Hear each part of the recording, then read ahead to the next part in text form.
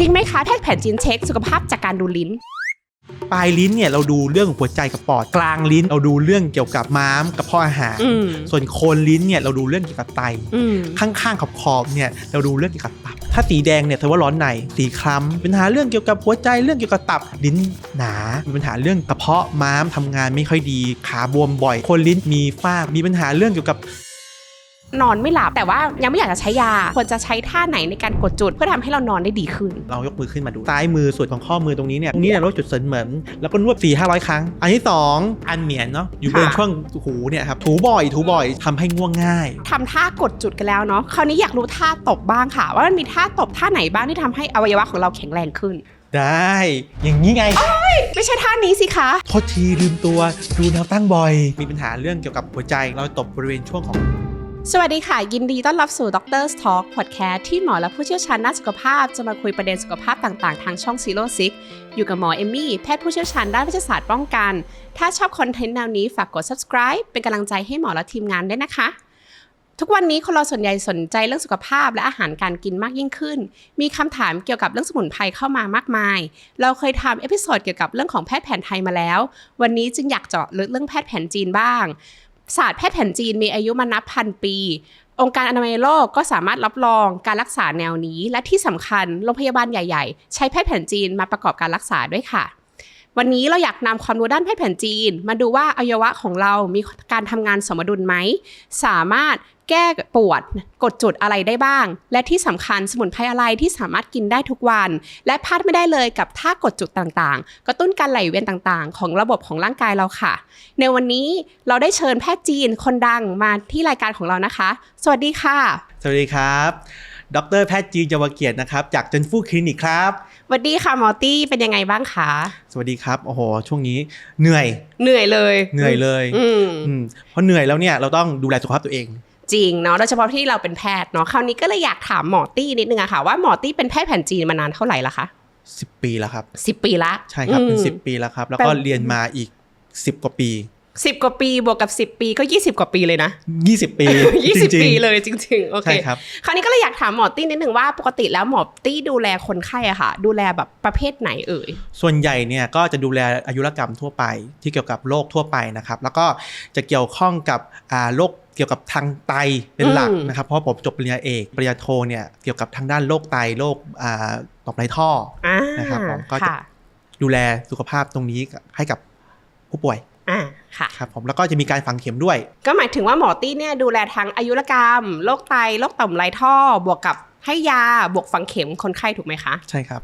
อย่างนั้นดีเลยค่ะวันนี้ก็เลยเดี๋ยวเรามาคุยกันเจาะลึกนิดนึงนะคะว่าแพทย์แผนจีนนะคะเป็นยังไงบ้างเพราะอาจจะมีหลายๆคนยังไม่เข้าใจว่าแพทย์แผนจีนเนี่ยรักษายังไงบ้างยินดีเลยครับคราวนี้ค่ะหมอตี้ถ้าในเมืองไทยเนี่ยเราพูดถึงแพทย์แผนจีนเนาะคนก็จะนึกถึงว่าเวลาเราไปเยาวราชไปร้านขายยาจีนอย่างเงี้ยจะเป็นภาพเก่าๆที่ต้องดึงลิ้นชักออกมาแต่คราวนี้เราอยากถามว่าแพทย์แผนจีนในปัจจุบันเนี่ยเปลี่ยนไปยังไงแล้วบ้างค่ะแล้วที่สำคัญเนี่ยการที่จะเป็นแพทย์จีนเนี่ยจำเป็นไหมที่ต้องเป็นคนไทยเชื้อสายจีนหรือว่าเป็นใครก็ได้ที่จะมาเรียนสมัยก่อนเนี่ยการเรียนแพทย์แผนจีนเนี่ยเราต้องไปขอคารวะอาจารย์ก่อนเมื่อแบบ100 ปีที่แล้วอย่างงี้ใช่ไหมขอคารวะอาจารย์ก่อนหลังจากนั้นเนี่ยผ่านมาสักเมื่อหลังจากที่เขาเรียกว่าอะไรนะหลังจากที่เมืองจีนเนี่ยครับมีแบบการเปิดประเทศอะไรอย่างเงี้ยเขาก็แบบมีการเปิดมหาวิทยาลัยแบบว่าให้เข้าไปเรียนจริงจังอะไรอย่างเงี้ยครับฉะนั้นเนี่ยเขาก็มีงานวิจัยมากขึ้นจากนั้นมีงานวิจัยมากขึ้นนะครับผมพอมีงานวิจัยมากขึ้นเนี่ยเราก็ต้องทำงานวิจัยเพิ่มเติมด้วยไม่ว่าจะเป็นการรักษาต่างๆมีการเอาการวิจัยมาดูนะครับแล้วก็การฝังเข็มเขาก็มีเทคโนโลยีเข้ามาช่วยมากขึ้นเช่นกันนะครับไม่ว่าจะเป็นการกระตุ้นไฟฟ้าหรือการใช้โคมร้อนวันนี้ก็เป็นเทคโนโลยีที่สมัยก่อนไม่มีเนาะแล้วยังมีแล้วแบบพอเรียนในมหาวิทยาลัยเนี่ยมันก็ต้องเรียนพวก anatomy เรียนพวกที่เกี่ยวข้องกับเคมีใช่ไหมครับแล้วก็ชีวะต่างๆเนี่ยเรียนหมดฉะนั้นเนี่ยตอนที่ผมเรียนอยู่ที่มหาวิทยาลัยเนี่ย 60% เนี่ยเรียนเกี่ยวกับแพทย์แผนจีน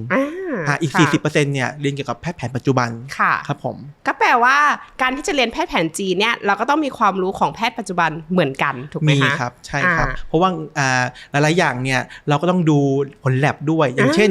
การที่เราไปรักษาโรคเนี่ยไม่ว่าจะเป็นโรคต่างๆใช่ไหมครับผมของผมเนี่ยก็จะรักษาเกี่ยวกับโรคไ ไตบำรุงไตการรักษาเรื่องเกี่ยวกับไตใช่ไหมครับฉะนั้นเนี่ยการที่เราดูรู้ผลแลบเนี่ยเราจะทำให้เรารู้ว่าการใช้ยาเนี่ยมันถูกต้องไหมมันดีขึ้นไหมลักษณะของร่างกายของคนเราดีขึ้นไหมลักษณะของแลบดีขึ้นไหมแล้วคนที่มาเรียนแพทย์แผนจีนเนี่ยไม่จำเป็นเลยว่าจะต้องเป็นคนจีนเท่านั้นหรือเป็นคนเชื้อสายจีนเท่านั้นจริงๆแล้วเนี่ยก็อยากจะให้มีองค์ความรู้ดีกว่านะครับเพราะว่าตอนที่ผมอยู่เมืองจีนเนี่ยก็มีคนฝรั่งมีคนแอฟริกามาเรียนแพทย์แผนจีนเยอะมากใช่ครับแล้วก็มีคนเยอรมันอะไรอย่างเงี้ยมาเรียนแพทย์แผนจีนเยอะมากแล้วจะมีคนประเทศญี่ปุ่นอินโดนีเซียแล้วก็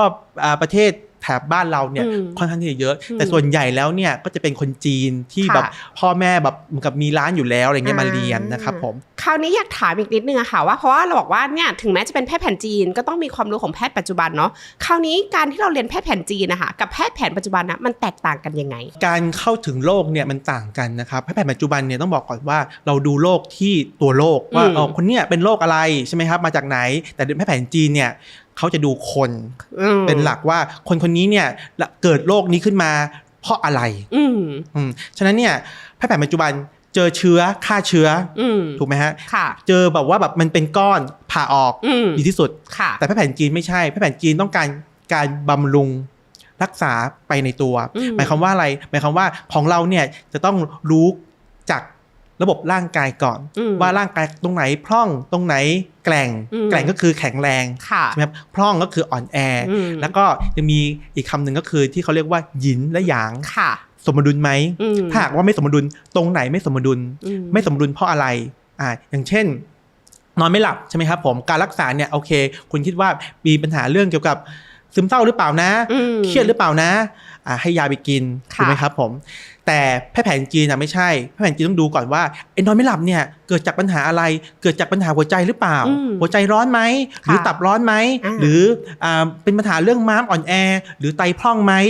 ซึ่งการรักษาเนี่ยไม่เหมือนกันแล้วก็ต้องเน้นบำรุงแต่ละอวัยวะให้ดีขึ้นเท่านั้นเองความหมายว่าคือถ้าเราอาจจะเป็นโรคคล้ายๆกันเนาะอย่างที่บอกว่าเป็นโรคนอนไม่หลับเหมือนกันแต่ว่าสาเหตุการที่นอนไม่หลับอาจจะมีหลากหลายถูกไหมคะความหมายคือแบบนั้นก็เลยรักษาคนไข้ไม่เหมือนกันเนาะใช่ครับคราวนี้ค่ะหมอตี้ก็เมื่อกี้ที่หมอตี้พูดว่าบางทีมันอาจจะมีอะไรที่ไม่สมดุลเช่นหยินและหยางเนาะคราวนี้หยินหยางเนี่ยค่ะมันแตกต่างกันยังไงแล้วที่บอกว่าบางทีมีอวัยวะร้อนอวัยวะเย็นนี่คือเหมือนกับเป็นไข้หรือเปล่าที่แบบว่าเราจับตัวแล้วมันอุ่นๆร้อนๆหรือเปล่าความหมายมันเหมือนกันไหมอะค่ะ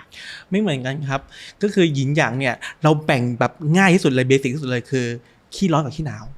ขี้ร้อนกับขี้หนาวอันนี้คือเบสิกของธรรมชาติของเราแต่ถ้ายินหยางไม่สมดุลเนี่ยหมายความว่าอะไรหมายความว่าคนขี้ร้อนเนี่ยคือหยางมากอยู่แล้วเพราะมันร้อนมากถ้ายินน้อยเป็นยังไงครับมันจะหนาวพร่องใช่ฉะนั้นเนี่ยในร่างกายของคนเราเนี่ยเราแบ่งองค์รวมของร่างกายก่อนว่าเป็นหยินหรือเป็นหยางถ้าหากว่าเรารู้แล้วเราจะให้ยาหรือจะฝังเข็มหรือทำอะไรเนี่ยมันทำถูกต้องไปทางนั้นแต่มันจะมีอวัยวะแต่ละตัวเนี่ยมันมีหยินและก็หยางในตัวด้วยอย่างเช่นปอดร้อนกับปอดเย็นซึ่งไม่เหมือนกันคนปอดร้อนเนี่ยมักจะไอแรงบางครั้งไอเป็นเลือดมีความอ่อนแอเหมือนเป็นทีบีอะไรอย่างเงี้ยครับความรู้สึกก็คือเป็นวัณโรคใช่คล้ายๆแนวนั้นแต่ว่าบางครั้งไม่ได้เป็นไม่ได้บางครั้งไม่ได้เป็นทีบีแต่ว่ามีอาการแนวนี้นะครับผมแล้วถ้าเป็นพร่องล่ะพร่องคืออ่อนแอไม่มีแรงปอดเหมือนกับหายใจไม่สุดไอแบบบ่อยแล้วก็มีเสมหะเยอะเสมหะสีขาวต่างๆเนี่ยเขาเรียกว่ามีความเป็นหยินค่อนข้างที่จะมากอันนี้ก็คือความแตกต่างระหว่างหยินและหยางใช่ครับแล้วก็ถ้าสมมติเป็นในเรื่องของอันอื่นนะคะที่บอกว่าส่วนใหญ่คนเราจะได้ยินคำว่าตับร้อนเนาะอันนี้ก็เหมือนกันไหมคะหยินหยางเหมือนกันไหมตับส่วนใหญ่เนี่ยมีความร้อนมากอยู่แล้วนะครับผมฉะนั้นเนี่ยถ้าตับร้อนเนี่ยอันดับแรกเลยที่มันจะสังเกตได้ง่ายเลยคือหน้าแดงปวดหัวตาแดงตรงนี้เนี่ยครับใช่แล้วก็มีความเครียดต่างๆเนี่ยมันเป็นปัญหาเรื่องของเกี่ยวกับตับร้อนครับฉะนั้นเนี่ยการรักษาตับร้อนเนี่ยคือเราลดความร้อนในร่างกายลงสิ่งที่ลดตับร้อนได้ดีมากที่สุดก็คือเก๊กฮวย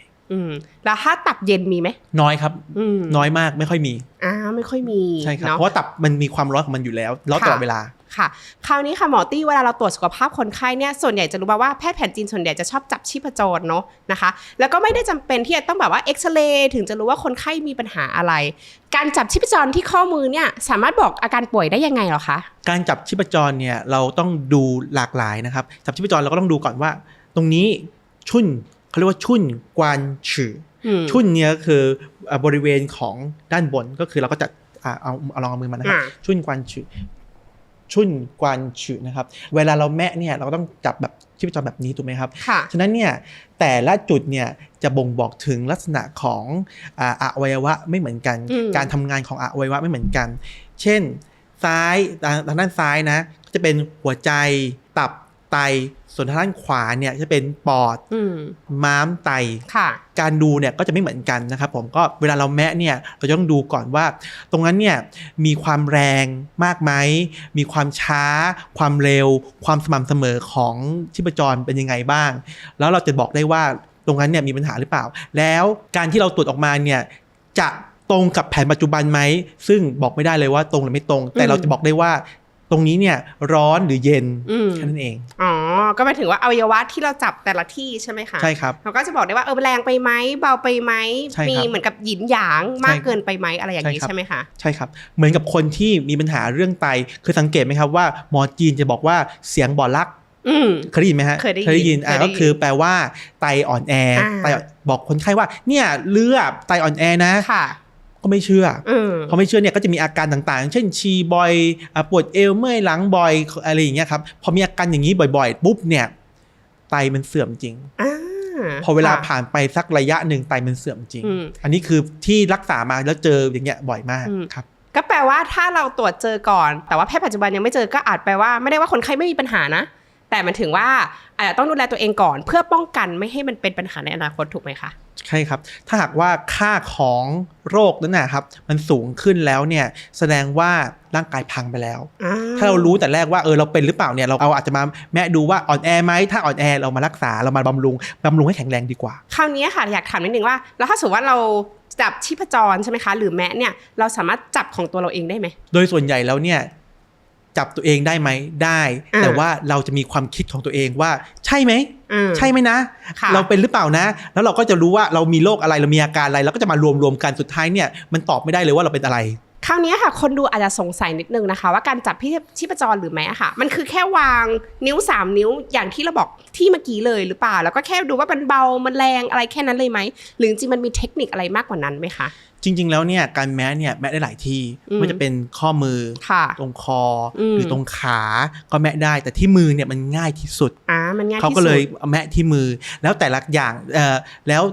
แมะลงไปเนี่ยรู้อะไรความแรงความเร็วยิ่งเร็วพลังหยางยิ่งมากยิ่งช้าพลังหยินยิ่งมากแสดงว่าถ้าเร็วเนี่ยคนนั้นเนี่ยอาจจะมีอาการร้อนในง่ายแล้วถ้าหากว่าช้าเนี่ยอาจจะเป็นขี้หนาวง่ายนะครับความบนความล่างก็คือตื้นกับลึกถ้ายิ่งลึกเนี่ยสวรรคโรคนั้นน่ะเป็นโรคที่อยู่นานแล้วถ้าเบาถ้าหากว่าอยู่ข้างบนเนี่ยอาจจะเป็นแบบโรคหวัดอะไรเงี้ยแล้วจะมีชีพจรอ่อนแรงไหมถ้าอ่อนแรงแสดงว่าเราพร่องถ้าเราแกร่งแสดงว่าเราไม่พร่องแข็งมีแกร่งบางครั้งเนี่ยการแมะลงไปแล้วเนี่ยมันจะมีเหมือนเส้นสายกีตาร์แสดงว่าเราเครียด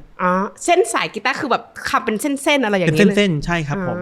ก็จะแสดงว่าเราคนเครียดค่อนข้างที่จะเครียดบ่อยเครียดนานเครียดจัดอะไรเงี้ยแต่บางคนจะมีอีกอันนึงก็คือแมะลงไปแล้วเนี่ยเหมือนสายกีตาร์แต่อยู่ด้านล่างแสดงว่าคนนั้นเนี่ยอาจจะมีความคุ้นคิดเยอะแล้วก็มีความเครียดลึกๆในใจอาจจะมีความเครียดมานานแล้วอาจจะมีปัญหาเรื่องเกี่ยวกับโรคต่างๆได้โรคแพนิคซึมเศร้าอะไรเงี้ยอนาคตนะเป็นอย่างนั้นนั่นแปลว่าการแม้หรือการจับชีพจรเนี่ยจริงๆแล้วมันก็ต้องฝึกใช่ไหมคะเพราะมันมีความหลากหลายแล้วความแตกต่างค่อนข้างเยอะพอสมควรเลยทีเดียวตอนอยู่เมืองจีนเนี่ยผมก็ไปฝึกกับอาจารย์เลยนะครับผมไปฝึกกับอาจารย์หมายความว่าอาจารย์เนี่ยมานั่งให้เราแมะแล้วก็จะบอกว่าโอเคคุณลองแมะดูก่อนซิว่ามีอะไรบ้างแล้วอาจารย์ค่อยแมะอีกทีนึงก็คือดับเบิลเช็คว่าถูกไหมคราวนี้อันนี้สงสัยส่วนตัวนะคะแบบเวลาชอบดูซีรีส์จีนอย่างเงี้ยเขาบอกว่าคนสมัยก่อนนะแค่จับชีพจรก็รู้แล้วว่าท้องอันนี้จริงๆไหมก็มีจริงนะครับมันรู้ได้เลยว่าท้องเหรอมันอาจจะแบบไม่ได้รู้หรอกจริงๆแล้วเนี่ยคนสมัยก่อนเนี่ยเขาแอบถามมาก่อนแล้วจริงๆแล้วเนี่ย แพทย์แผนจีนเนี่ยมีว่างเหวินเว่นเชี่ยว่างก็คือมองเหวินก็คือดมแล้วก็ถามแล้วก็แมะเอามาวินิจฉัยโรคเขาบอกสนมมาบอกว่าอาจารย์ที่เป็นหมอวังใช่ไหมครับหมอในวังอาจารย์พาไปตรวจสนมหน่อยอาจารย์ก็มาก็ถามสนมก่อนว่าแบบคนเขามีประจำเดือนเมื่ออะไรยังไงอะไรแล้วแบบเป็นยังไงตอนนี้มีอาการอะไรรู้หมดแล้วรู้มาก่อนแล้วถึงแม้แล้วก็เลยว่าโอเค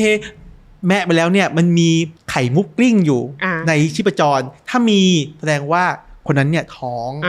แต่ถามว่ามีไหมมีครับมีจริงๆก็คือแบบว่าเราแม่ดูแล้วพอฟังจากที่เขาพูดแล้วเนี่ยเหมือนท้องเลยนะให้ไปตรวจคันหน่อยไหมพอแม่ปุ๊บเนี่ยมันเหมือนกับไข่มุกวิ่งอยู่วิ่งอยู่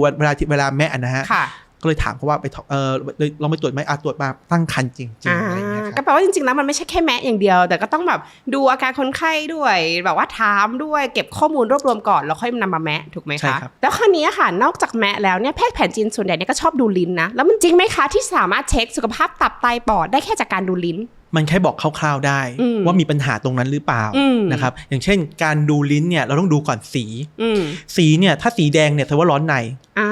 ถูกไหมง่ายมากเลยสีแดงแป๊ดเลยเนี่ยร้อนในถ้าสีคล้ำเป็นไงแต่ว่าเลือดลมในร่างกายไหลเวียนไม่ดีมีปัญหาเรื่องเกี่ยวกับหัวใจเรื่องเกี่ยวกับตับแน่นอนว่ามันมีปัญหาประเภทนี้นะครับบางคนลิ้นหนาลิ้นแบบลิ้นกว้างลิ้นใหญ่อะไรอย่างเงี้ยครับก็แสดงว่ามีปัญหาเรื่องเกี่ยวกับ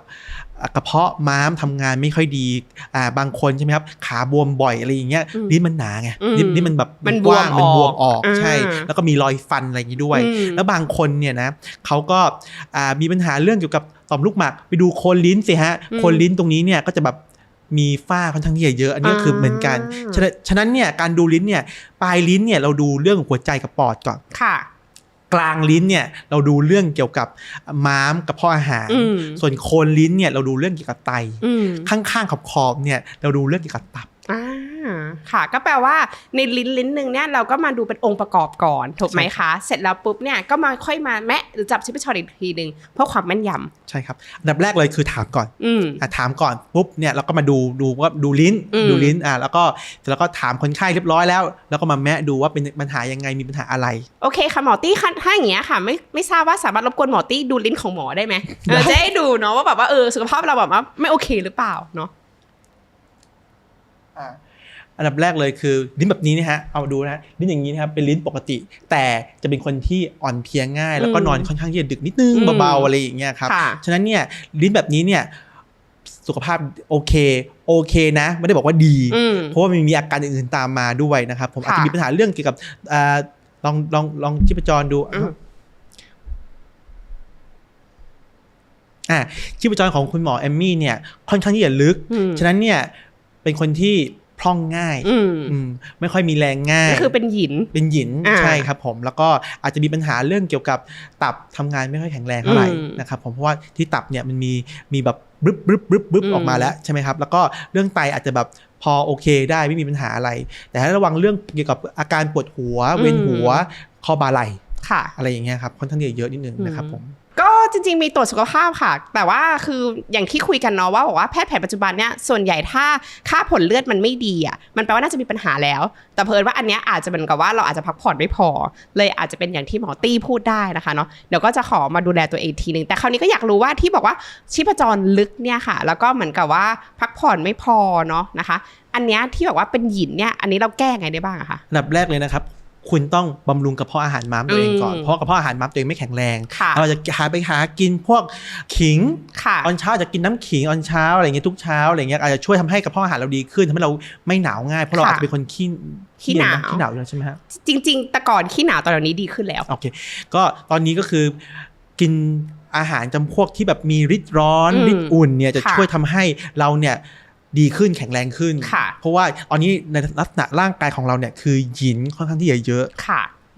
เพราะว่าจริงๆเป็นคนมีปัญหาเรื่องกระเพาะเหมือนกันค่ะกระเพาะอาหารเนี่ยค่อนข้างเซนซิทีฟมากนะคะกินพวกของเผ็ดอย่างงี้เนาะหรือกินพวกที่มันมีไฟเบอร์เยอะไปอะค่ะจะค่อนข้างเป็นคนปวดท้องง่ายอยู่แล้วฉะนั้นเนี่ยเราต้องดูแลกระเพาะอาหารตัวเองเนาะค่ะถ้ ามเผื่อผู้ชมนิดนึงค่ะถ้าสมมติว่าตรงข้ามกับเราเลยอย่างเงี้ยเป็นเราเขาบอกว่าหยินเยอะถูกไหมเป็นหยินแล้วถ้าเป็นหยางเยอะไปเลยเนี่ยอาการเขาจะเป็นแบบไหนแล้วเขาควรจะแก้แบบไหนอะคะอาการอันดับแรกเลยคนที่เป็นหยางเยอะนะร้อนในง่ายปากเป็นแผลบ่อยใช่ไหมครับแล้วก็บางคนมีสิวขึ้นเยอะแล้วก็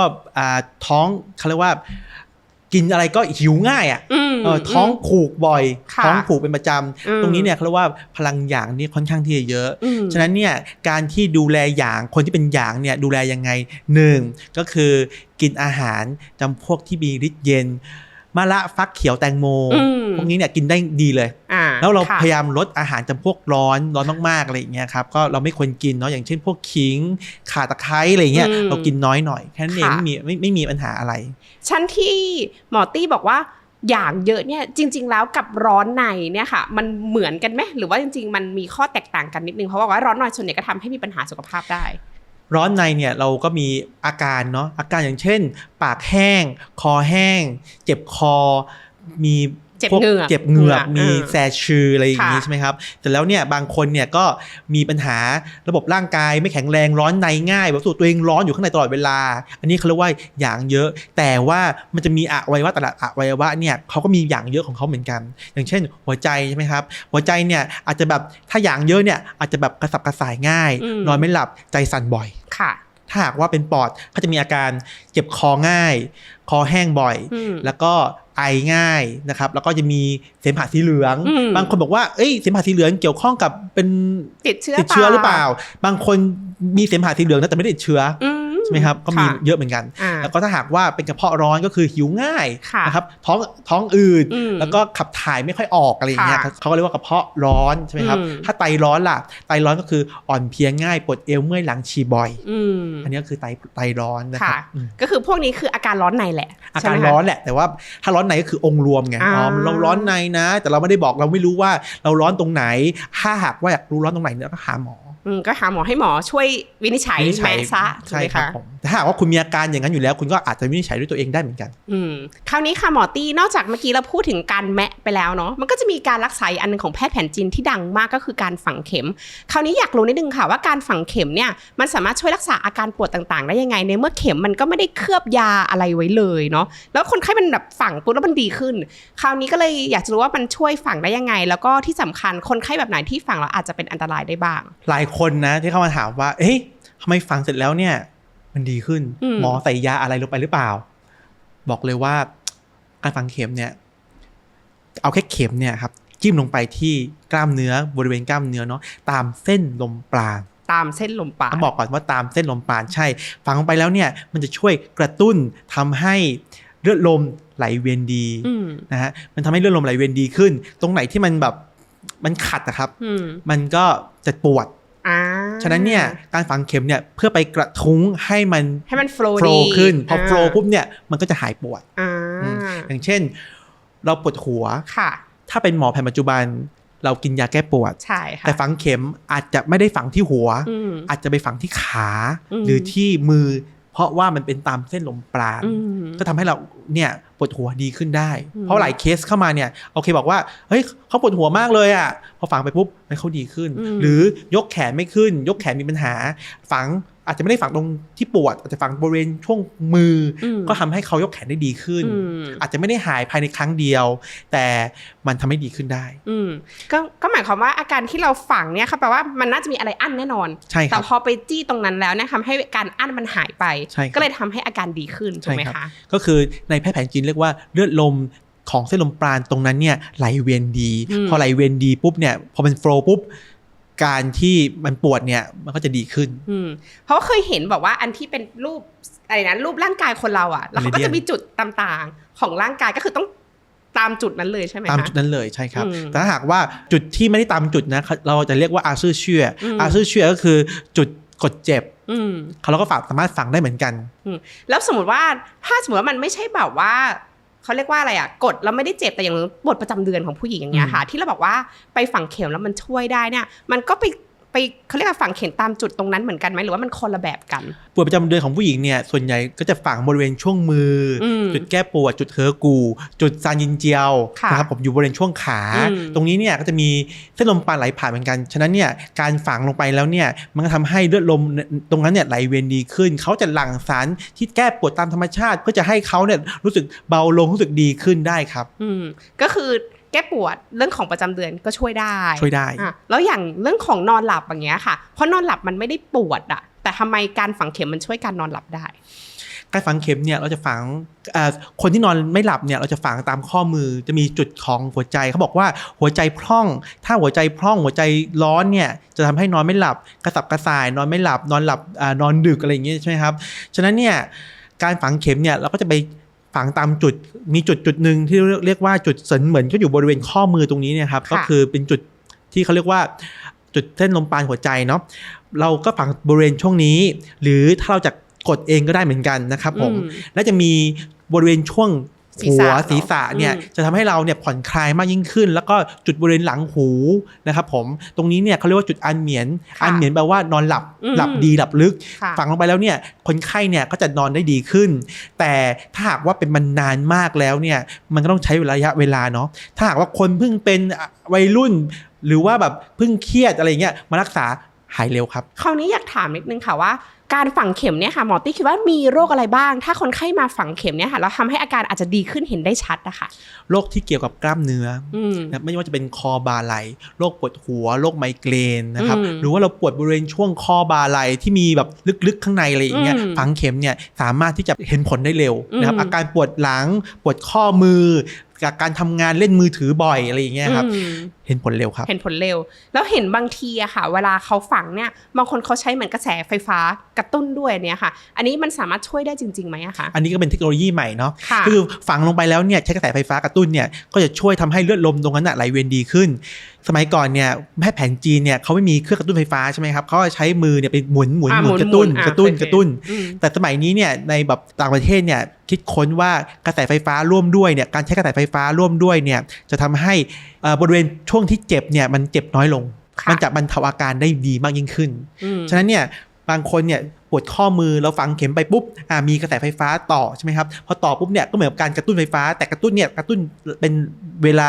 15-20 นาทีมันคือการกระตุ้นตลอดเวลาพอกระตุ้นตลอดเวลาเนี่ยมันก็ทำให้อาการปวดเนี่ยมันดีขึ้นเพราะว่าเลือดลมไหลเวียนเร็วขึ้นก็แปลว่าถ้าเราฝังเข็มแล้วถ้าบางที่อาจจะมี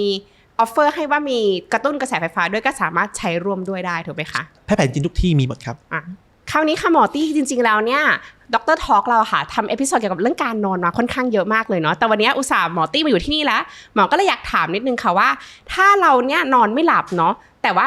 ยังไม่อยากจะใช้ยาอยากจะใช้ในการกดจุดเนี่ยช่วยตัวเองทำให้เรานอนได้ดีขึ้นก่อนหมอตี้มีท่าง่ายๆไหมคะว่าเราควรจะใช้ท่าไหนในการกดจุดเพื่อทำให้เรานอนได้ดีขึ้นครับผมท่าแรกเนาะเหมือนเรายกมือขึ้นมาดูนะครับเหมือนอยู่บริเวณช่วงอันนี้คือมือไหนก็ได้ถูกไหมคะมือไหนก็ได้ช่วงข้อมือนะครับมือไหนก็ได้นะครับอยู่ทางด้านซ้ายมือสุดเนาะซ้ายมือสุดของข้อมือตรงนี้เนี่ยก็คือทางด้านนิ้วก้อยตรงนี้เนี่ยเราจุดเสนเหมือนแล้วก็นวดประจำนวดประจำ400-500 ครั้ง400-500 ครั้งนวดไปเรื่อยๆได้เลยครับเยอะมากถ้าง่ายๆก็คือหลัก100 ครั้งก็ได้นวดแบบ100 ครั้งได้นวดไปเรื่อยๆต้องกดลึกไหมกดลึกไหมกดประมาณขนาดนี้เดี๋ยวขนาดนี้ลึกไหมอันนี้ก็ถือว่าลึกเพราะเจ็บนิดต้องเจ็บต้องเจ็บต้องตึงต้องเจ็บต้องตึงด้วยใช่ต้องเจ็บต้องตึงถ้าไม่เจ็บไม่ตึงไม่มีผลแปลว่ากดหนักพอสมควรกดหนักพอสมควรสำหรับคนที่เพิ่งเป็นนะครับผมสามารถกดจุดได้ถ้าคนนี้เป็นนานแล้วเราก็กดได้เหมือนกันแต่ให้นำไปหาหมอด้วยดีกว่าเป็นการดูแลตัวเองเนาะอันที่2อันเหมียนเนาะอยู่บนช่วงหูเนี่ยครับอยู่บริเวณช่วงหูแล้วเขาถูแบบนี้ได้อันนี้เคยเห็นคนจีนถูเยอะเลยถูบ่อยใช่นี่เรียกว่าอันเหมียนอันนี้คือไม่ต้องกดใช่ไหมแค่ถูเฉยๆเลยไม่ต้องกดนะครับใช่แต่กดก็ได้จะกดอย่างนี้ก็ได้กดอย่างนี้ก็ได้แล้วก็นวดได้เหมือนกันแล้วมันจะรู้สึกตึงคอใช่ครับอันนี้เหมือนคล้ายๆที่ไม้กดแล้วเขากดกันป่ะคล้ายใช่ครับโอเคอันนี้ต้อง 400-500 ครั้งเหมือนกันไหมคะนวดไปเรื่อยๆนวดไปเรื่อยๆดูดีสุดเวลาเรานอนเราก็กดนวดไปแล้วก็ เราก็ตั้งสมาธิเนาะตั้งสมาธิคอนเซนเทรตเรื่องนวดไปเรื่อยๆถ้านวดไปเรื่อยๆเนี่ยมันก็จะง่วงเองครับใช่เพราะจุดนี้มันคือทำให้ง่วงง่ายเวลาฟังคลิปมันก็ฟังจุดนี้เหมือนกันผ่อนคลายค่ะแล้วมีจุดนึงก็คือจุดบริเวณปลายหุ้ยเขาเรียกปลายหุ้ยก็นวดแบบนี้ได้ปลายหุ้ยนี่คือตรงกลางกระหม่อมนี่เลยครับผมปลายหุ้ยอยู่ตรงนี้อันนี้ต้องกดแรงเหมือนกันไหมคะกดแบบนี้นั่นนะคะ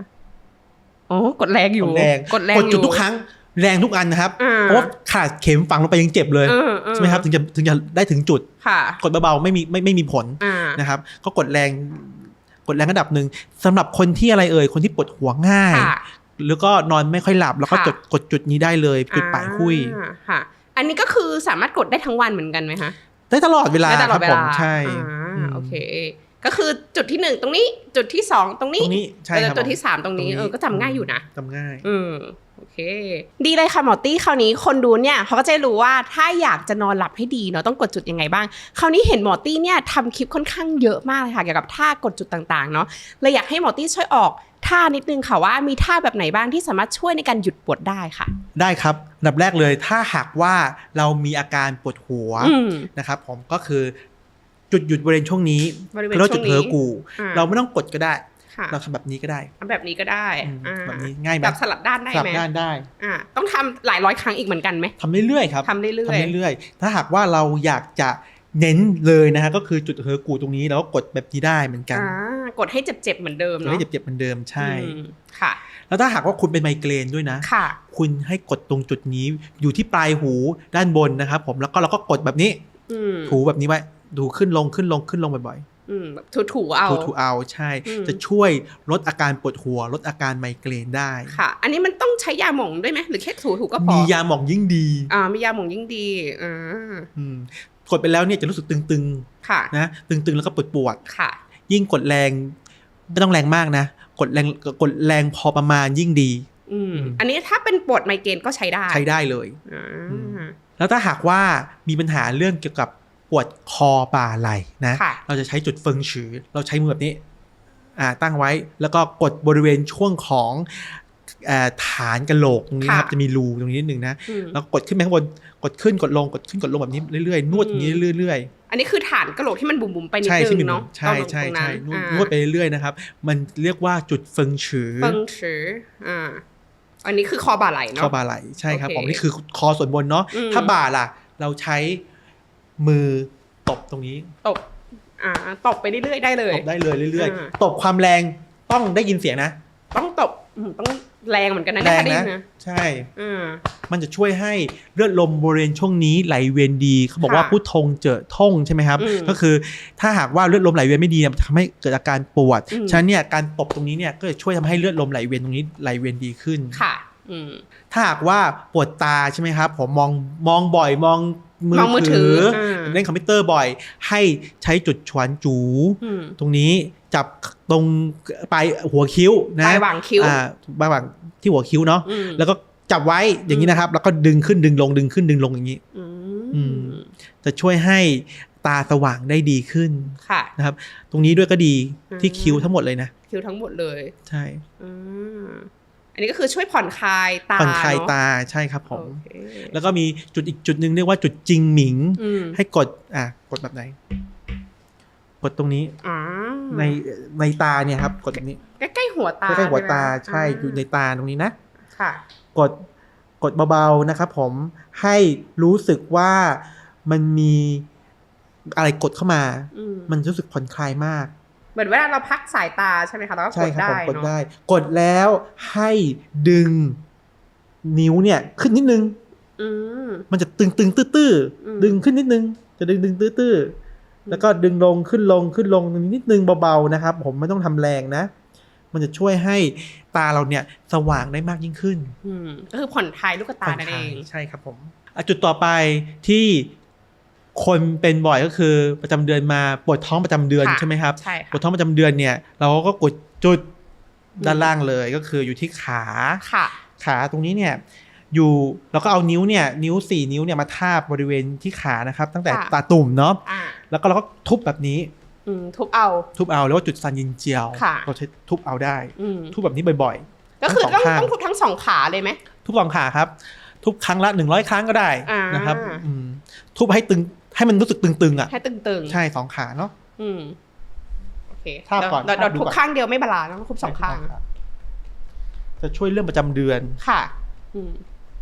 แล้วมีอันนึงคือปวดหลังนี่คือใช้จุดเข้าซีคือจุดตรงนี้จุดบริเวณอยู่ตรงนี้อยู่ตรงนี้ใช่ครับอยู่นิ้วก้อยค่ะเขาย่ออยู่แถวบริเวณนิ้วก้อยตรงนี้นะครับเราใช้การทุบเอาได้เวลาปวดหลังก็พอก็ได้ใช่นี้ก็คือทำไปเรื่อยๆเหมือนกันทำไปเรื่อยๆเหมือนกันเพราะว่าเส้นลมปราณแต่ละเส้นเนี่ยเขาจะมีการเชื่อมโยงกันฉะนั้นเนี่ยการรักษาเนี่ยเราจะเน้นให้เลือดลมไหลเวียนดีมากกว่าค่ะก็สามารถช่วยได้เหมือนกันหมอตี้คะเมื่อกี้เราก็ไปทำท่ากดจุดกันแล้วเนาะคราวนี้อยากรู้ท่าตบบ้างค่ะว่ามันมีท่าตบท่าไหนบ้างที่ทำให้อวัยวะของเราแข็งแรงขึ้นได้อย่างนี้ไงไม่ใช่ท่านี้สิคะโทษทีลืมตัวดูแนวตั้งบ่อยโอ้ยอาจารย์ตลกนะคะเนี่ยอันนี้เรามาเข้าท่าจริงกันดีกว่าค่ะว่าตบท่าไหนบ้างคะได้เลยครับผมถ้าหากว่ามีปัญหาเรื่องเกี่ยวกับหัวใจเนาะหัวใจเนี่ยเราตบบริเวณช่วงของรักแร้รักแร้ตบแบบนี้การตบเนี่ยไม่ใช่ตบแบบธรรมดานะเราต้องใช้ฝ่ามือแล้วมีแบบปีอุ้มมือแบบนี้ด้วยใช่ให้ตบแบบได้ยินเสียงดังปกก็คือแรงพอสมควรใช่แรงพอสมควรตบรักแร้ตัวเองนะครับอันนี้คือบำรุงหัวใจบำรุงหัวใจทำได้ทั้ง2ข้างใช่ครับ2ข้างได้เลยเพราะว่าจุดนี้มีจุดของหัวใจอยู่ด้วยโอเคอันนี้ท่า1เนาะท่า2เนี่ยเราก็จะมาดูแลปอดกันค่ะท่านี้ตบตรงข้อศอกเหรอคะข้อศอกตรงนี้นะครับใช่ข้อพับตรงนี้เลยก็คือแรงเหมือนกันตรงนี้เนี่ยจะช่วยทั้งบำรุงปอดและบำรุงหัวใจด้วยอันนี้ก็คือได้ปอดกับหัวใจใช่แล้วปอดอีกที่นึงคือตรงนี้เหรอตรงบริเวณช่วงของหน้าอกตรงนี้เนาะบริเวณหน้าอกเนาะตบแบบนี้ก็ช่วยได้เกี่ยวกับการบำรุงปอดนะครับผมและจุดต่อไปนะครับก็ทำให้บำรุงตับกระเพาะม้ามใช่โอเคบ่อยๆนะทำบ่อยๆนะครั้งละ30 ทีก่อนใช่ครับผมแล้วอีกจุดหนึ่งคือบำรุงเกี่ยวกับไตท่านี้อันนี้คือตบหลังเข่า30 ทีเหมือนกันไหม30 ทีใช่ครับผมเกี่ยวกับการบำรุงไตโอเคอันนี้คือบำรุงไตใช่ครับหมอตี้คะวันนี้เราก็ได้หลายท่ามากๆเลยค่ะที่สามารถมาดูแลตัวเองได้ค่ะคราวนี้อยากถามอีก1หัตถการค่ะที่แบบว่าเราเห็นนักกีฬาหลายๆคนเนี่ยค่ะชอบใช้ก็คือการครอบแก้วคราวนี้การครอบแก้วมันคืออะไรอะคะแล้วบางทีเราเห็นแบบจุดค้ำๆเนี่ยมันบอกถึงอะไรได้บ้างแล้วมีใครไหมที่ไม่ควรครอบแก้วการครอบแก้วเนี่ยนะครับก็คือการเอาถ้วยเนี่ยมาครอบบริเวณช่วงของกล้ามเนื้อเนาะเราจะใช้ไฟในการทำให้ในการไล่แอร์ไล่ไอ้พวกอากาศเนี่ยออกไปเพื่อจะให้แก้วเนี่ยครอบลงไปใช่ไหมครับการครอบแก้วเนี่ยการครอบแก้วเนี่ยก็มีหลากหลายวิธีเนาะอันดับแรกเลยคือการพลิกแก้วก็คือทำป๊อกป๊อกป๊อกป๊อกป๊อกไอ้ตรงนี้เนี่ยจะช่วยทำให้เลือดลมตรงนั้นเนี่ยไหลเวียนดีขึ้นผ่อนคลายกล้ามเนื้อให้ดีขึ้นนะครับแล้วก็ที่2ก็คือการรูดแก้วถูไปถูมาอย่างนี้ครับอันนี้เนี่ยก็คือเหมือนกับการกวาซาการกวาซาขับพิษในร่างกายออกและอันที่3ก็คือการตั้งแก้วก็คือตั้งไว้แล้วก็อยู่เป็นที่ไปตรงนี้ตั้งแก้วเนี่ยเขาจะมีการปั๊มเลือดขึ้นมาเลี้ยงพวกบริเวณของกล้ามเนื้อแล้วก็พังผืดที่มันไม่มีเลือดมันเลี้ยงครับเขาดึงเลือดมาเลี้ยงกล้ามเนื้อบริเวณนั้นให้ได้มากที่สุดนะครับแล้วก็ช่วยเลี้ยงพวกพังผืดอะไรอย่างนี้อะไรแบบประมาณนี้ด้วยนะครับฉะนั้นเนี่ยสีแต่ละสีเนี่ยมันก็จะไม่เหมือนกันอันดับแรกเลยคือสีชมพูนะครับสีชมพูก็คือปกติไม่มีปัญหาอะไรถ้าสีแดงเริ่มเลือดไหลเวียนมากขึ้นบริเวณช่วงนั้นมีอาการปวดบ้างถ้าเป็นสีค้ำๆเลยใช่ไหมถ้าเป็นสีแบบม่วงๆค้ำๆเนาะก็คือตรงนั้นเนี่ยก็จะเป็นปัญหาเรื่องของอาการปวดเลือดลมไหลเวียนไม่ดีมากๆนะครับผมถ้าค้ำดำเลยแสดงว่าจุดตรงนั้นเนี่ยมันจะมีปัญหาเรื่องเกี่ยวกับเลือดลมไหลเวียนไม่ดีมันนานมากแล้วก็มีอาการปวดมากแปลว่าถ้าสมมติเราทำครอบแก้วเนี่ยก็สามารถช่วยลดอาการปวดเหล่านี้แล้วทำให้เลือดไหลเวียนดีขึ้นถูกต้องไหมคะใช่ครับก็คือจะมีอาการป ปวดคอบ่าไหล่นะครับส่วนใหญ่ก็มาครอบแก้วที่คลินิกค่อนข้างที่จะเยอะนะครับผมฉะนั้นเนี่ยการรักษาตรงนี้เนี่ยมันก็ช่วยทำให้คอบ่าไหล่ของเราดีขึ้นได้แล้วก็นักกีฬาเนี่ยเขาก็มาทำกันเยอะเหมือนกันแล้วคราวนี้มีใครบ้างไหมคะที่แบบอาจจะต้องควรระวังหรือว่าไม่สามารถทำครอบแก้วได้อย่างเงี้ยค่ะโดยส่วนใหญ่แล้วเนี่ยคนที่ไม่สามารถทำครอบแก้วได้ก็จะเป็นคนที่มีอาการเขาเรียกว่าเป็นโรคผิวหนังเลือดออกง่ายช้ำง่ายแต่ช้ำง่ายเนี่ยเป็นเรื่องปกตินะครับผมเพราะว่าทำครอบแก้วก็ช้ำอยู่แล้วเนาะแล้วก็คนที่มีปัญหาเรื่องของมะเร็งผิวหนังต่างๆเนี่ยเราก็ไม่ควรทำนะครับผมแล้วก็ถ้าหากว่าเป็นคนท้องอันนี้ปรึกษาหมอก่อนแต่ผมแนะนำว่าไม่ควรทำดีกว่าก็แปลว่าเป็นคนที่มีปัญหาผิวหนังแหละพูดง่ายๆนะคะแล้วก็หญิงตั้งครรภ์ละกันนะคะที่ยังไม่ควรทำแล้วสำหรับคนที่เป็นโรคไตอะคะแพทย์แผนจีนเนี่ยสามารถรักษาผู้ป่วยโรคไตได้ยังไงบ้างคะจริงๆแล้วเนี่ยการรักษาโรคไตเนี่ยเราแบ่งออกเป็นแพทย์แผนปัจจุบันกับแพทย์แผนจีนก่อนถ้าแพทย์แผนจีนเราเรียกว่าไตพร่องแต่แพทย์แผนปัจจุบันเนี่ยเราเรียกว่าโรคไตใช่ไหมครับฉะนั้นเนี่ยถ้าค่าคีโตนินค่า BUN เนี่ยหรือค่า EGFR เนี่ยตกลงมาค่าคีโตนินเพิ่มขึ้นเนี่ยแสดงว่าเรามีปัญหาเรื่องเกี่ยวกับโรคไตแล้วใช่ไหมครับตรงนี้เนี่ยแพทย์แผนจีนเนี่ยมีการวิจัยค่อนข้างเยอะนะครับที่ในการรักษาเรื่องโรคไตในการกินยาสมุนไพรจีนเพื่อบำรุงร่างกายให้ร่างกายแข็งแรงขึ้นเพื่อที่จะช่วยทำให้ไตเนี่ยทำงานดีขึ้นแล้วก็ช่วยขับของเสียในร่างกายออกได้ดีขึ้นส่วนในแพทย์แผนจีนเนี่ยคำว่าไตพร่องเนี่ยคือไตอ่อนแอไม่มีแรงสำหรับคนที่ยังไม่ได้เป็นโรคไตหรือเป็นโรคไตแล้วเนี่ยก็สามารถเข้ามาบำรุงได้เหมือนกันการรักษาโรคไตในแพทย์แผนจีนเนี่ยแบ่งออกเป็น3แบบนะครับ1คือไตหยินพร่องไตหยินพร่องก็คือไตเนี่ยขาดน้ำไม่มีน้ำไตหยางพร่องก็คือไตเนี่ยเย็นส่วนไตชี่พร่องก็คือไตเนี่ยไม่มีแรงฉะนั้นเนี่ยการรักษาเนี่ยเราก็ไปเน้นการบำรุงไตเพื่อให้ไตเนี่ยแข็งแรงถ้าไตไม่มีน้ำเราก็เพิ่มน้ำถ้าไตไม่มีความร้อนเราก็เพิ่มความร้อนถ้าไตไม่มีชี่ไม่มีพลังเราก็เพิ่มพลังตรงนั้นให้ทำให้ไตแข็งแรงขึ้นเรารักษาควบแพทย์แผนปัจจุบันได้เลยแล้วอันที่บอกว่าเติมต่างๆเนี่ยค่ะมันหมายถึงว่าเราต้องกินยาสมุนไพรจีนไหมหรือว่าครอบแก้วไหมหรือว่าฝังเข็มหรือว่ามันคอมไบน์รวมกันการฝังเข็มรักษาได้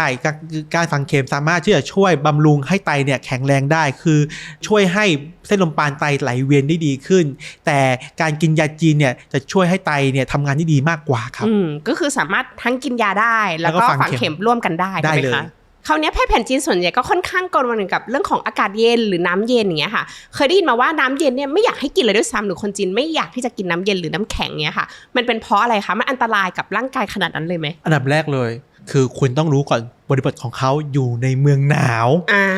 เขาไม่กินอยู่แล้วน้ำเย็นน่ะเพราะว่ามันหนาวยิ่งกินมันยิ่งเย็นถูกไหมครับผมจริงๆแล้วเนี่ยน้ำเย็นเนี่ยกินได้ไหมกินได้คนที่ทำงานข้างนอกเมืองไทยใช่ไหมครับทำงานข้างนอกร้อนมากโอ้ร้อนตับแตกกินน้ำร้อนยิ่งร้อนอย่างกว่าเดิมถูกไหมแล้วบางคนเนี่ยก็อะไรนะแบบออกกำลังกายเหนื่อยค่ะนี้ให้น้ำร้อนกินมันไม่ใช่ใช่ไหมครับฉะนั้นเนี่ยเราต้องดูบริบทของประเทศเราด้วยนะครับน้ำเย็นเหมาะกับใครเหมาะกับคนที่ขี้ร้อนร้อนง่ายขี้ร้อนอันนี้กินน้ำเย็นได้เลยไม่เหมาะกับใครไม่เหมาะกับคนที่พร่องมีปัญหาเรื่องกระเพาะอาหารท้องอืดท้องเฟ้อบ่อยยิ่งกินน้ำเย็นยิ่งอืดยิ่งเฟ้อนะครับฉะนั้นเนี่ยคนที่มือเท้าเย็นก็ไม่ควรกินน้ำเย็นเหมือนกัน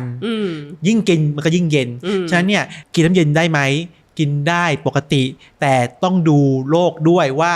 กินแล้วเนี่ยเราเนี่ยจะหนักกว่าเดิมไหมคราวนี้ถามแทนผู้หญิงหลายๆคนนิดนึงเพราะว่าเราถูกสอนมาว่าถ้าสมมติว่าเราปวดท้องประจำเดือนอยู่เนี่ยค่ะเขาบอกว่าอยากกินของเย็นยิ่งกินของเย็นยิ่งจะทำให้ปวดท้องมากขึ้นอันนี้มันจริงไหมมีส่วนจริงและมีส่วนที่ไม่ได้จริงมากแต่คนแบบหลายคนก็บอกว่าก็เป็นประจำเดือนก็กินน้ำเย็นไม่เห็นมีปัญหาอะไรเลยแต่บางคนมีไงไม่ใช่คนเดียวมีเพราะทุกคนมันไม่เหมือนกันใช่ไหมครับฉะนั้นเนี่ยเราต้องดูลักษณะร่างกายเราด้วยว่าร่างกายเราเป็นหยินหรือเป็นหยางถ้าเป็นหยางอยู่แล้วกินได้เลยแล้วแต่คุณแต่ถ้าร่างกายคุณเป็นหยินคุณกินน้ำเย็นเนี่ยมันยิ่งปวดกว่าเดิมมันก็มันพ่องอยู่แล้วใช่มันพ่องอยู่แล้วมันยิ่งปวดกว่าเดิมแล้วคุณก็ปวดประจำเดือนอยู่แล้วคุณมาปวดกระเพาะอาหารอีกเพราะว่าพอกินน้ำเย็นลงไปใช่ไหมครับกระเพาะมันก็มีการบีบรัดตัวมันก็ยิ่งทำให้เรารู้สึกว่าเราปวดกว่าเดิมปวดข้างล่างปวดข้างบนก็ยิ่งปวดกว่าเดิมสุดท้ายเนี่ยเราก็ไม่รู้แล้วว่าปวดเราก็เลยไม่รู้ว่าเราปวดอะไรแล้วมันแค่น้ำเย็นไหมหรือว่าบางคนบอกว่าแตงโมก็ไม่ให้กินน้ำมะพร้าวก็ไม่ให้กินอย่างเงี้ยก็คือเราต้องดูก่อนว่าเราเป็นหยินหรือเป็นหยางถ้าเราเป็นหยางกินได้เลยครับไม่มีปัญหาแต่ แฟนผม อืม กินน้ำมะพร้าวไม่ได้ตอนประจำเดือน อย่างเงี้ยเพราะว่ากินแล้วยิ่งกินมันยิ่งหนาวเพราะว่าน้ำมะพร้าวมันมีฤทธิ์เย็นค่ะต้องบอกก่อนว่ามีฤทธิ์เย็นนะครับผมเราอย่าเอาความเป็นแพทย์แผนจีนเนี่ยไปรวมกับแพทย์แผนตะวันตกเพราะว่ามันคนละแบบกันคราวนี้ค่ะคิดว่าหลายๆคนในวันนี้ค่ะอยากจะรู้ว่ามีสมุนไพรจีนอะไรบ้างที่เราสามารถนำมาใช้นะคะในการบำรุงของเราได้เช่นนอนไม่หลับอ้วนง่ายอ่อนเพลียหงุดง่ายหรือว่าบำรุงสายตามีอะไรบ้างอะคะโอเคตามนี้เลยนี่ครับมีมาแล้วเราจะเริ่มต้นจากอาการแรกกันก่อนเนาะอาการแรกของเราเลยคือนอนไม่หลับส่วนใหญ่เนี่ยนอนไม่หลับเนี่ยผู้หญิงเนี่ยมักมีปัญหาเรื่องของเลือดพองเลือดพองเนี่ยคือเลือดไหลเวียนไม่ดีขี้หนาวเลือดพองแล้วก็มีอาการนอนไม่หลับท้องอืดบ่อยเราก็มากินนี่เลยอันนี้คือพุทราแดงพุทราจีนเนี่ยนะครับจะช่วยทำให้เลือดลมไหลเวียนดีบำรุงหัวใจทำให้ร่างกายเราเนี่ยอุ่นขึ้นกินยังไงผมแนะนำให้กินวันละ3 ลูกก็พอคือลูกที่มันเป็นลูกๆเลยเป็นลูกๆนี่คือตัดมาแล้วโอเคเป็นลูกๆเลยเป็นลูกๆเนี่ยเรากินวันละ3 ลูกก็พอนะครับผมกินแบบเปล่าๆได้เลยไหมหรือว่าต้องผสมน้ำอะไรไหมคะกินเปล่าๆได้เลยเคยเห็นพวกพุทรานมอะไรอย่างเงี้ยพุทรานมพุทราไม่ใช่พุทรานมนะพุทราที่แบบพุทราจีนใส่เคลือบนมของคนจีนอะไรอย่างเงี้ยอันนั้นก็อย่ากินเยอะเพราะว่ามันหวานมากใช่ก็กินพุทราอย่างนี้ได้เหมือนกันกินวันละ3 เม็ดก็พอจะช่วยทำให้เลือดลมเนี่ยไหลเวียนดีขึ้นค่ะแล้วก็ช่วยเรื่องนอนให้ดีขึ้นด้วยนะครับผมเหมาะสำหรับคนที่เป็นขี้หนาวนอนหลับยากแล้วก็มีอาการท้องอืดท้องเฟ้อบ่อยอย่างเงี้ยก็กินได้นะครับผมถ้าหากว่าเป็นคนที่ทำงานกลางคืนค่อนข้างที่จะดึกนะครับก็จะมีปัญหาเรื่องเกี่ยวกับดวงตามองไม่ค่อยชัดมีปัญหาเรื่องสายตาเรื่องปวดตาเรานวดแล้วก็ยังไม่หายก็แนะนำนี่เลยเกากี้นะเกากี้เนี่ยเราจะบำรุงทั้งตับทั้งไตนะครับผมเกากี้แดงเนาะเรากินยังไง1 หยิบมือดีที่สุดคือ15 กรัมขึ้นไป15 กรัมขึ้นถ้าเราตวงได้คือ15 กรัมขึ้นไปแล้วก็เอามาแช่ในน้ำกินก็ได้ก่อนกินล้างก่อนเพราะว่าเราไม่รู้ว่ามีความสกปรกไหมหรือยังไงใช่ไหมครับผมก็ต้องล้างก่อนแล้วก็หยิบมาใส่น้ำกินดิบได้ไหมกินดิบก็ได้ใส่ในอาหารก็ได้ใส่ในแกงก็ได้หมดเลยแบบน้ำซุปอะไรอย่างนี้เนาะใช่ครับผมก็กินวันละ15 กรัมดีที่สุดนะครับถ้าเราทำงานแล้วเรารู้สึกว่าอ่อนเพลียบ่อยเราก็มากินตัวนี้เลยถ้าเป็นคนที่ขี้ร้อนอยู่แล้วแนะนำนี้คือโสมอเมริกาโสมอเมริกาเรากินยังไงใส่น้ำกิน1 หยิบมือก็ได้เช่นกันหรือว่าเราอยากจะช่วยให้เรามีแรงขึ้นอ่อนเพลียง่ายลูกไปเรียนหนังสือใช่ไหมครับสมัยก่อนเนี่ยเราเคยได้ยินเนาะลูกไปเรียนหนังสือแล้วอยากจะให้ลูกบำรุงสมองกินเหงี่ยซิมแต่ที่ลิ้นก็คือเอาไว้อมเนาะอมใต้ลิ้นก็ช่วยทำให้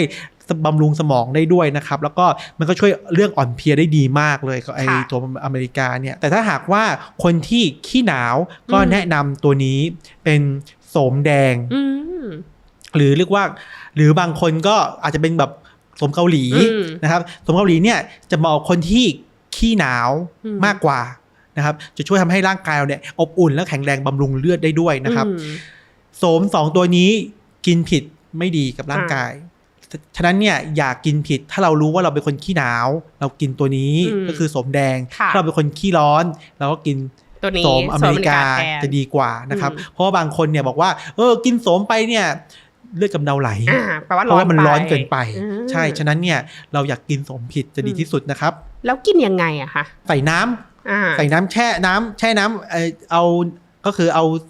สัก3-4 แผ่นตัวนี้ใช่ไหมครับมันก็คือสัก3-4 แผ่นเขาบอกว่ากินมากๆเนี่ยทำให้ความดันขึ้นอันนี้ถามว่าจริงไหมมีทั้งจริงและไม่จริงถ้าหากว่าร่างกายเราร้อนเกินไปแล้วเรากินตัวนี้ไปด้วยเนี่ยมันทำให้เราความดันขึ้นแต่ถ้าหากว่าเราเป็นคนขี้หนาวขี้เย็นอยู่แล้วเนี่ยกินตัวเนี้ยไม่มีปัญหาเลยเพราะว่าเราอาจจะความดันต่ำอยู่แล้วใช่แล้วก็เราก็อาจจะเอาสักประมาณ1 กำมือ1 หยิบมือเนี่ยใส่ลงไปแล้วก็เรากินกับน้ำแล้วก็เราก็กินทั้งสมุนไพรเลยใช่ได้เลยครับผมสำหรับคนที่ขี้หงุดหงิดง่ายนะครับผมเราก็มาลองตัวนี้เลยนะตัวนี้คือแปะฮะนะครับผมแปะฮะจะช่วยบำรุงปอดบำรุงหัวใจช่วยลดอาการหงุดหงิดนะครับผมแล้วก็ช่วยบำรุงกระเพาะอาหารด้วยตรงนี้เนี่ยคนที่มีปัญหาเรื่องเกี่ยวกับโควิดอ่อนเพลียง่ายอยู่แล้วอยากบำรุงปอดแล้วก็ใช้แปะฮะเนี่ยมาบำรุงปอดได้เช่นกันนะครับแล้วก็คนแก่เนาะ หงุดหงิดง่ายมาก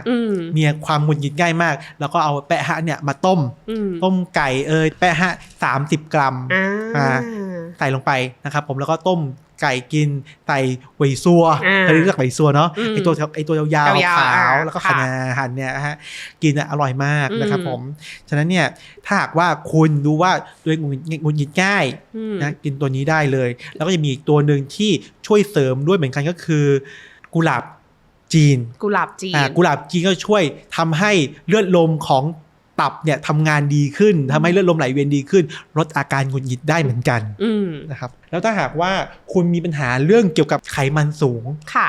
คอเลสเตอรอลสูงเนี่ยมันก็มีงานวิจัยนะครับว่า2ตัวนี้เนี่ยมันช่วยเรื่องเกี่ยวกับคอเลสเตอรอลได้เหมือนกันในงานวิจัยในเมืองจีนเนาะก็คือลดความอ้วนค่ะเราใช้เขยเย่ก็ใบบัวนี่คือใบบัวนะครับใบบัวจีนเนาะไม่รู้ว่าใบบัวเมืองไทยเหมือนกันหรือเปล่า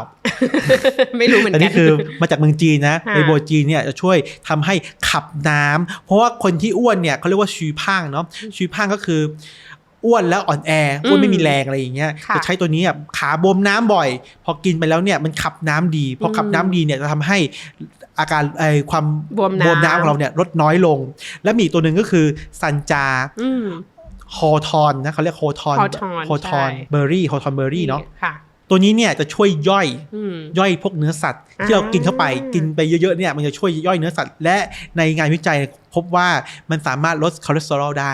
ก็แปลว่าอันนี้ช่วยจริงๆช่วยทั้งบำรุงกระเพาะได้ด้วยแล้วก็ช่วยเรื่องของลดคอเลสเตอรอลได้ด้วยทั้ง2อย่างทั้ง2ตัวแต่ถ้าหากว่าคุณเป็นโรคกรดไหลย้อนไม่แนะนำกินเพราะมันมีรสเปรี้ยวยิ่งหนักกว่าเดิมใช่ฉะนั้นเนี่ยคุณต้องรู้ก่อนว่าตัวเองไม่ได้มีปัญหานะโอเคกินได้แล้วก็เอามากินยังไงเอามาสัก1 กำมือเนาะหนึ่งหยิบมือเนี่ยมาใส่น้ำอุ่นสักอันนึงใส่ลงไปแล้วก็ตั้งแช่ไว้แล้วก็กินน้ำถามว่ากินทั้งหมดได้ไหมมันมีเม็ดด้วยเนาะเราก็อย่าไปกินหมดเลยกินแค่เนื้อก็พอคุณเคยเห็นไหมฮะที่เป็นแบบขนมแดงๆเป็นแผ่นๆที่เราชอบกินตั้งแต่เด็กใช่นั่นเขาเรียกว่าซันจาแต่ว่าซันจานั้นน่ะเขาใช้เนื้อซันจากับน้ำตาลเยอะเนาะแต่นี่คือไม่มีน้ำตาลเลยค่ะแต่กลิ่นน่าจะคล้ายๆกันแล้วที่โทษนะคะที่ลดความอ้วนนะคะอันนี้ก็คือชงน้ำเหมือนกันไหมชงน้ำเหมือนกันใช้เยอะหน่อยใช่ครับจะลดคอเลสเตอรอลได้ลดช่วยทำให้ร่างกายเนี่ยไหลเวียนดีขึ้นขับน้ำอะไรออกไปได้ดีนะครับคราวนี้ค่ะหมอตี้แล้วถ้าสมมติว่าเรามีหลากหลายอาการนะคะทั้งอ่อนเพลียบ้างทั้งปวดท้องประจำเดือนบ้างทั้งอยากบำรุงสายตาบ้างเราสามารถเอาสมุนไพรพวกนี้ค่ะมาแช่รวมกันหรือกินรวมกันเลยได้ไหมถ้าหากว่าเป็นผู้หญิงที่ขี้หนาวเราก็อาจจะใช้ตรงนี้เอาสมแดงมาตั้งเนาะตั้งไว้ใช่ไหมครับผมแล้วก็เกากี้สัก1 หยิบมือนะครับผมตั้งไว้เลยแล้วก็มีพุทราแดง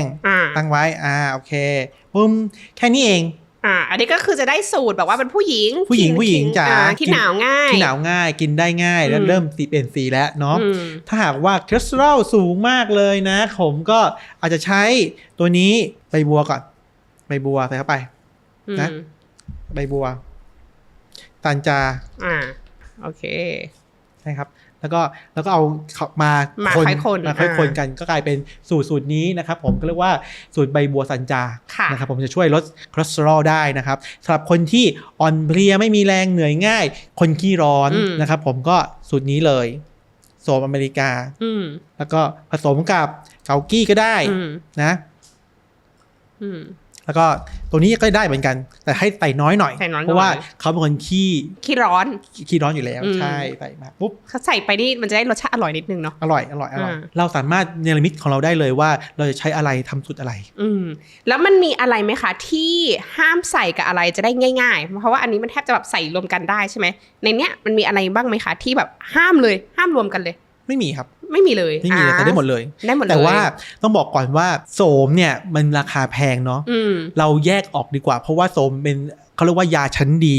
เราแยกออกจะดีที่สุดถ้าหากว่าแบบผสมกับซันจาผสมกับพวกเขยเย่เนี่ยมันไม่ค่อยเหมาะสมเท่าไหร่โสมเนี่ยเราก็เอาไปผสมกับพวกพุทราจีนเกากี้อะไรพวกเนี้ยมันจะเป็นแนวบำรุงไปมากกว่าเราก็เน้นว่าบำรุงส่วนบำรุงขับส่วนขับ โอเคค่ะโหโมตี้วันนี้ก็ขอบคุณมากๆเลยนะคะที่อุตส่าห์มาเพราะวันนี้ได้ความรู้มากมายเลยค่ะไม่ว่าจะเป็นท่าต่างๆไม่ว่าจะเป็นท่ากดจุดนะคะท่าตบต่างๆนะคะหรือแม้กระทั่งสมุนไพรต่างๆเหล่านี้นะคะที่เราสามารถมาช่วยแก้ขัดนะคะอาการต่างๆได้เนาะแต่อย่างไรก็ตามค่ะไม่ใช่แค่พึ่งพวกนี้นะคะเราควรจะต้องนอนหลับดีนะคะอารมณ์ดีออกกำลังกายแล้วก็กินอาหารให้มีประโยชน์นะคะคราวนี้อยากให้หมอตี้ช่วยทิ้งท้ายนิดนึงค่ะสำหรับผู้ชมว่าเรามีอะไรไหมคะที่อยากให้ผู้ชมรับทราบเพิ่มเติมค่ะการดูแลสุขภาพนะครับก็แนะนำว่าไม่ใช่เป็นโรคแล้วมารักษาถ้าเราเป็นโรคมารักษาแล้วเนี่ยจะทำให้เรารักษายากมากฉะนั้นเนี่ยการรักษาเนี่ยมันต้องรักษาแบบองค์รวมถ้าเราคิดว่าเรารักษาแบบทางแพทย์ทางเลือกแล้วเนี่ยมาแพทย์ทางเลือกเนี่ยเรารักษาองค์รวมเนี่ยเราอย่ารอให้เป็นโรคก่อนนะครับเพราะว่าการเป็นโรคเนี่ยรักษายากฉะนั้นเนี่ยถ้าหากว่าอยากจะมาหาหมอจีนเนี่ยแนะนำให้แบบมาหาหมอที่มีใบประกอบโรคศิลป์ดีกว่าอย่าหามั่วและนี่คือ Doctor's Talk Podcast ที่หมอและผู้เชี่ยวชาญด้านสุขภาพจะมาคุยประเด็นต่างๆทางช่อง Zero Six สวัสดีค่ะสวัสดีครับ